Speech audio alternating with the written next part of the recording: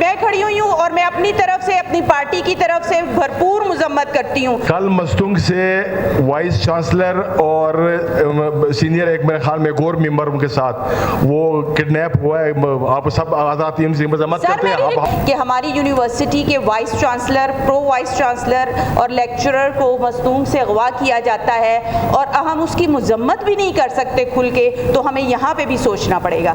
Sir, मैं पुरजोर अल्फाज में इस सारे एक्ट की मजम्मत करती हूँ और गवर्नमेंट से स्पेशली रिक्वेस्ट करती हूँ कि इनकी बाहिफाजत बाजियाबी को यकीनी बनाया जाए। क्या मैं हाउस से पूछ लूँ कि जो इनकी मजम्मत करते हैं वो खड़े हो जाए? सर, मैं खड़ी हुई हूँ और मैं अपनी तरफ से, अपनी पार्टी की तरफ से भरपूर मजम्मत करती हूँ।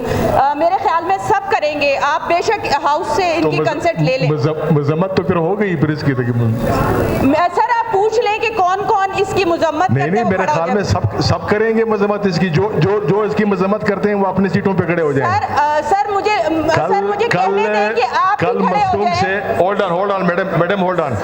कल मस्तूंग से वाइस चांसलर और सीनियर एक मेरे ख्याल में एक और मेंबर उनके साथ वो किडनैप हुआ है, आप सब आज़ाद उनसे मजम्मत करते हैं।